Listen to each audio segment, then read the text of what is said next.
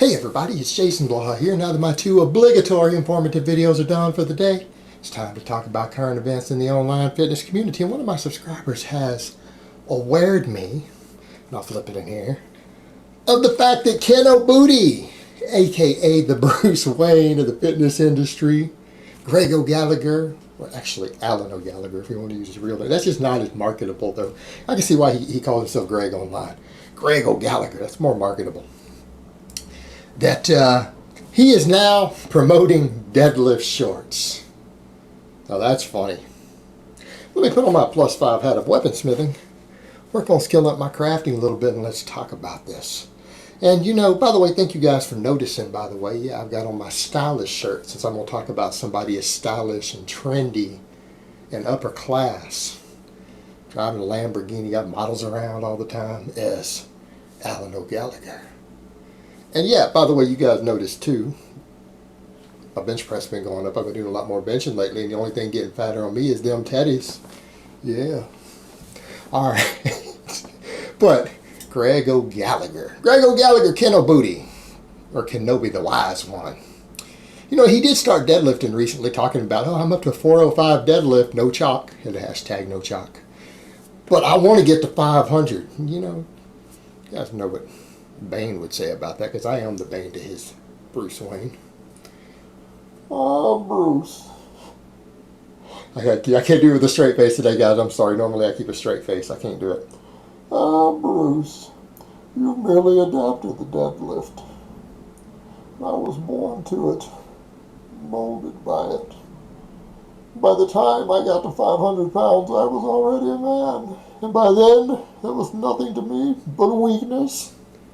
Of course, you guys have seen me do 500 for 7 reps. No belt, no straps. But I did have to use chalk, so he does got that on me. He pulls a no chalk. Alright, now here's the funny part, guys. Here's what's funny. This guy's now promoting deadlift shorts. Got shorts specifically to deadlift. What in the hell is that? What has it got, like socks that come with it to protect your shins? As you guys see me, I use my Adidas knee-high socks to deadlift in, so you don't rake the bark off the tree. That's what happens when you have aggressive knurling. Buy a good bar. You know, how's a guy with this much money have cheap bars and weights in this place? I'm sitting here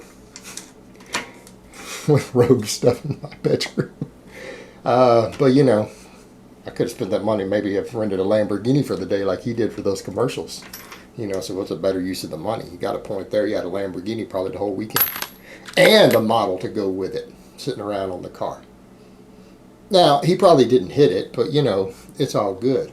Maybe he convinced some of his followers that he did. Maybe they thought if they follow his superhero program, they get that Lamborghini and they hit it. You just got to convince them so they buy the book. But the thing is, you know, he promotes all this stuff, sells these products, and he charged $50 for a book, his superhero book, telling people not to deadlift.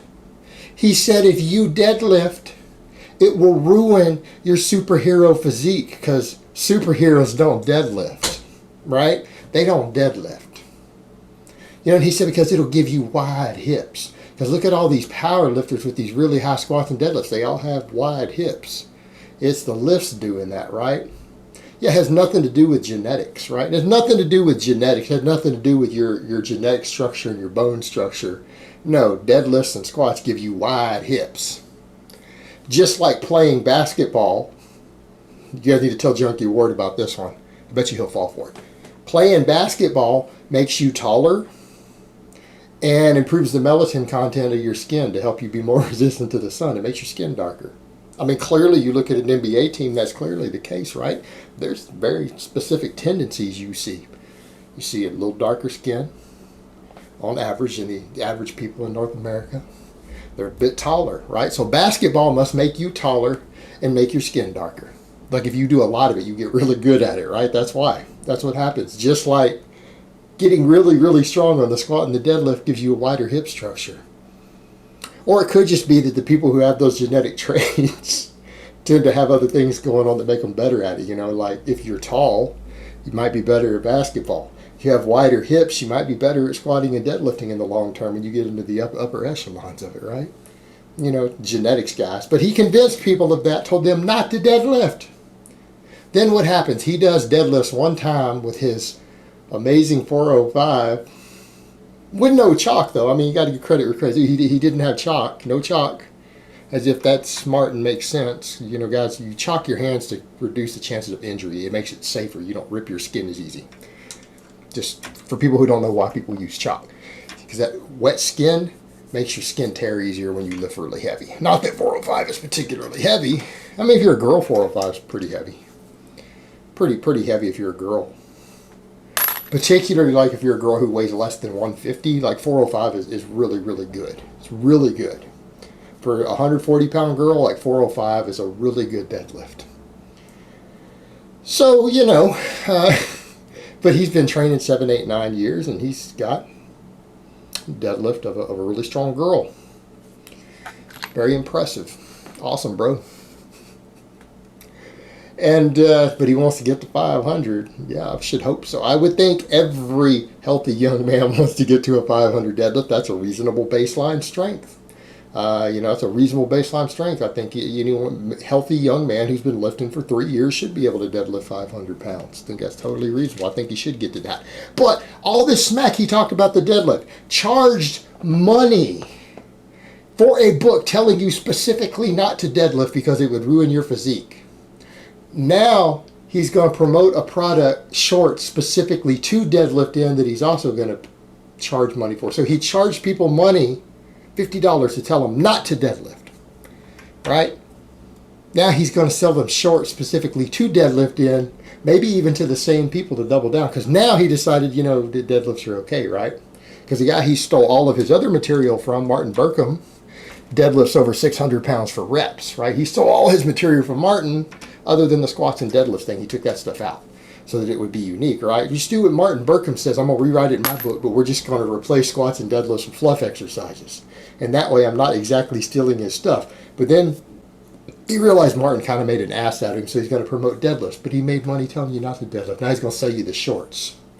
You know, just like he's going to promote a pre-workout next. After all this stuff, he said the supplements don't really work. They're not really a good idea. Then he's going to charge $39.99 for a creatine product. You can buy creatine for less than $20 a kilo on Amazon, just for those unaware. You know, so then he'll probably come out with his pre-workout next, right? Let me explain how this works. See, then he'll come out with a pre-workout next. He'll sell you a pre-workout that hypes you up. Then he'll sell you a sleep aid product so you could actually sleep after taking his shit. See how that works? While before he was saying and making money off of it that supplements don't work. They're a waste of money until he decides to sell them. But I guess the real question is, what in the hell are deadlift shorts? What are deadlift shorts? I don't understand why guys would want specific shorts to deadlift in. You can deadlift in pretty much any pair of shorts. It doesn't matter. In fact, you couldn't even wear those shorts in a deadlift competition. Those aren't meet legal shorts. So if you put those shorts on, you can't actually go compete on the deadlift in any federation. So you can't compete in them on the deadlift. So they're not even really deadlift shorts. But, you know, that doesn't matter once Kinobody slaps a price tag on it, right? Because he'll sell anything at this point. He will sell anything. Because he wants to be able to afford a Lamborghini of his own, not just to rent one for the day to put in his commercial. He wants to be able to afford a model of his own, not just hire her for the photo shoot. Because we know he don't have the personality to actually hook up with one. But if he can make enough money, he could buy one. Now, he might have to get her imported from like Russia or an Eastern European country or something, because I don't think you could actually buy a model up in Canada where he lives. But he could afford to import one. Just saying, guys, if you can sell enough deadlift shorts, come up with enough new products that don't do anything to sell. I mean, deadlift shorts.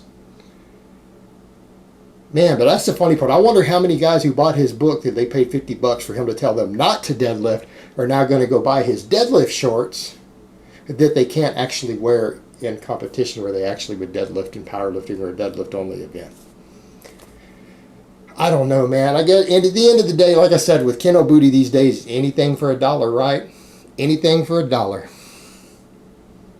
He's not gay, but $20 is $20, baby. You know? It's all good. All right, guys, but that's really all I have to say on that today.